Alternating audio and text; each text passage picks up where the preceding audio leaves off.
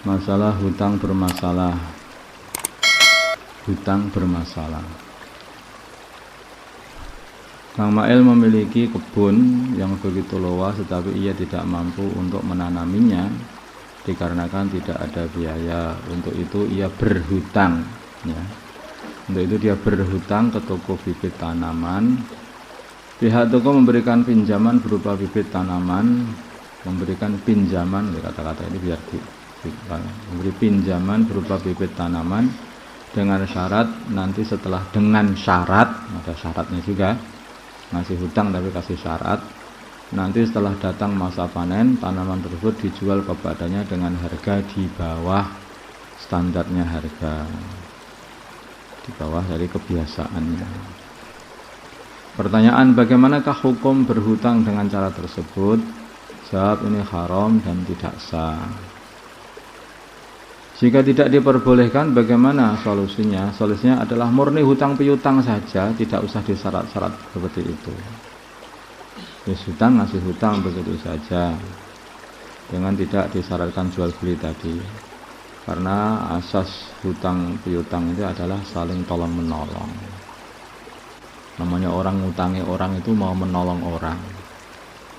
Tapi kalau orang itu mau menolong tapi malah mencekik, saya kasih hutang kamu tapi syaratnya tak potong lehermu, itu bukan menolong itu.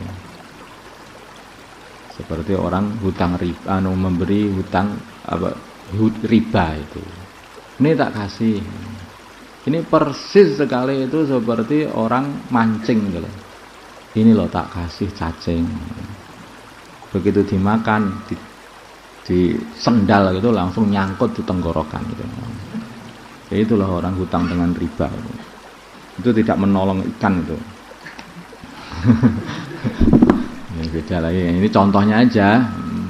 Nanti orang itu, makanya demikian juga hutang dengan syarat seperti ini juga nggak boleh. Ini tak kasih tapi kamu jual ke tempatku. Tapi dengan syarat kamu jual ke tempatku. Jadi dia membeli dengan semaunya sendiri dengan harga yang di bawah harga misal, harga standarnya.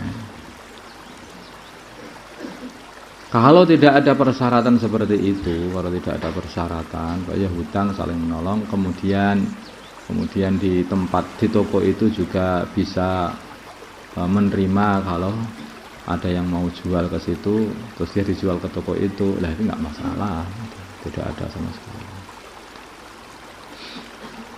Jika menerima hasil panen, itu boleh aja. Tapi tidak ada syarat-syarat, tidak disangkut pautkan dengan hutang piutang tadi.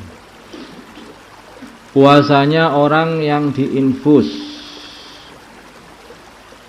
Bagaimana hukum puasanya orang yang diinfus? Ya, menurut pendapat yang kuat ya batal sementara. Karena infus itu dimasukkan di tempat pembuluh darah, sedangkan infus itu isinya biasanya makanan sebagai pengganti makan. Kata ulama Yaman itu termasuk seperti makan, seperti itu. Wallahu a'lam.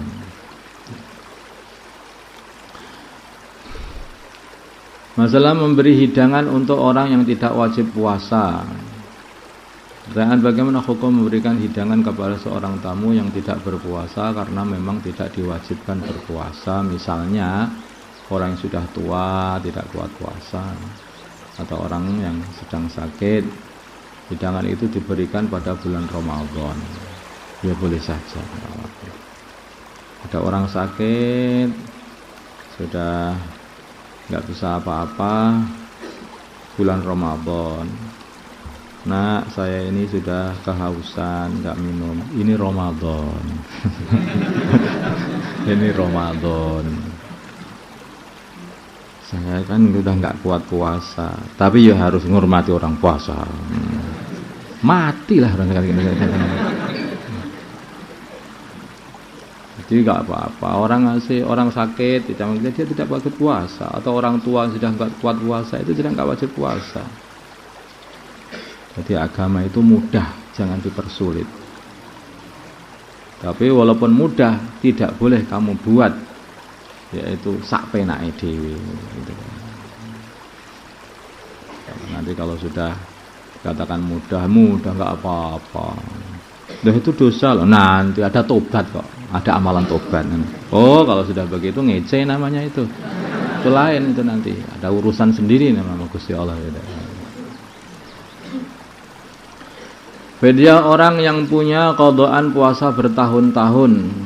Apabila ada orang yang mempunyai qadha puasa selama 49 tahun umpamanya, bagaimana cara membayar fidyahnya? Pendapat yang paling kuat fidyahnya berlipat-lipat. Jadi sebetulnya kalau orang itu enggak mengqadha, nanti dia bayar fidyah. Tahun berikutnya belum mengqadha lagi, bayar fidyah lagi. Sekarang 49 tahun. Gimana? Tahun pertama dia membayar 30 kali 49 tahun. Nah, ya kan? Karena dosa. Terus kedua 30 kali 48 tahun. Nanti berikutnya terus dia yang bayar fidyah terus seperti itu. Bukan hanya itu saja, kalau semua orang itu dia itu enggak mengqadha tahun ini, dia sudah membayar fidyah tapi enggak mau mengqadha juga, ya toh. Nanti tahun berikutnya dia enggak fidyah lagi nanti juga. Wong dia telah berbuat satu dosa lagi. Dan ini perbuatan ini dosa ya. Perbuatan ini dosa. Tadi jangan dikira enggak dosa. Dia mengakhirkan puasa tidak mengqadha sampai datang Ramadan berikutnya, itu dosa berbuat seperti itu. Bukan kok terus nanti bayar fidyah itu menurutmu. Iya, bayar fidyah tetap saja, tapi dosa tetap saja. Dosa tetap saja. Kadang-kadang yang salah paham itu ketika sudah bayar fidyah dikira itu sudah enggak dosa. Dosa. Fidyah itu hukumannya, dosa itu ya dosa aja.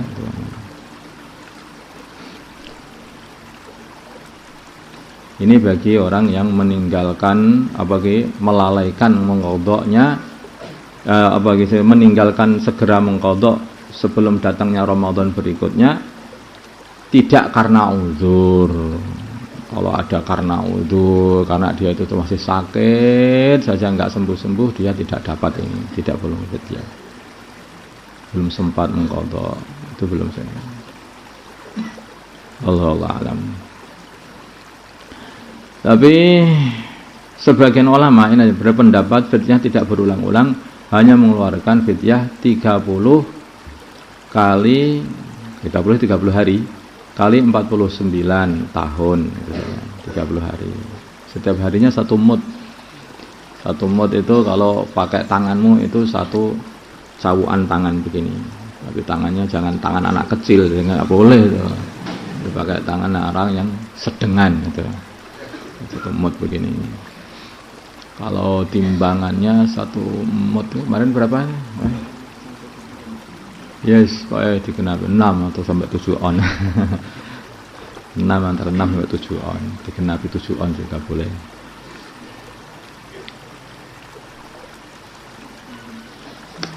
Belum, ada yang kurang. Ada yang kelewatan. Ya. Rasa siwak di ludah. Bagaimana hukum menelan ludah yang ada rasa siwak bagi orang yang berpuasa? Nah, jangan suka siwakan. Siwakan itu masih boleh, tidak makruh. Kalau masih sebelum zawal, kalau sudah zawal itu sudah tidak boleh makruh.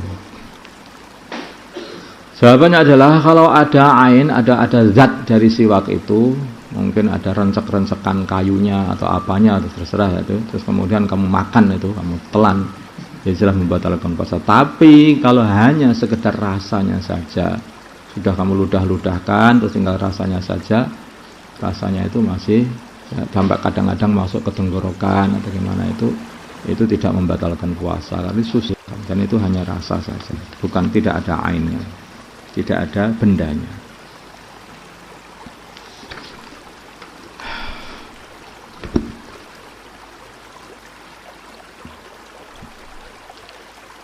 Allahumma salli ala sayyidina Muhammad wa ala ali sayyidina Muhammad wa sallallahu alaihi wasallam wa barakta wa tarhamna wa hananta ala sayyidina Ibrahim wa ala ali sayyidina Ibrahim fil alamin innaka Hamidum Majid. اللهم ارحم أمة سيدنا محمد اللهم اغفر لأمة سيدنا محمد اللهم أصلح أمة سيدنا محمد اللهم ألف بين قلوب أمة سيدنا محمد اللهم انصر أمة سيدنا محمد اللهم أعز فيهم سلطانا نصيرا صلى الله على سيدنا محمد النبي الأمي وعلى آله وصحبه وسلم والحمد لله رب العالمين. Ya, Ramadan mulai dekat, nisfu Sya'ban juga mulai dekat. Itu sebelum datangnya Ramadan kamu persiapan. Kalau nggak dibiasakan baca Quran setiap hari 5 juz sebab begitu, nanti susah waktu Ramadan untuk mendapatkan setiap hari 5 juz. Nah, makanya persiapannya mulai Sya'ban ini. Persiapan. Mungkin yang pengen amalan, sholawat kah, atau ayat kursi atau apa itu ya sekarang ini latihannya. Nanti Ramadan bisa get-getan untuk amalan. Apa ya ada orang itu mau bertanding itu tanpa latihan. Tubuhnya kan masih kaku semuanya, itu nggak mampu nanti akhirnya. Dilenturkan dulu waktu Sya'ban ini, nanti giat-giatan waktu Ramadan. Maka ini dimulai dilatih tubuhnya untuk salat tahajud, ya, sholawat, dzikir, baca Al-Quran.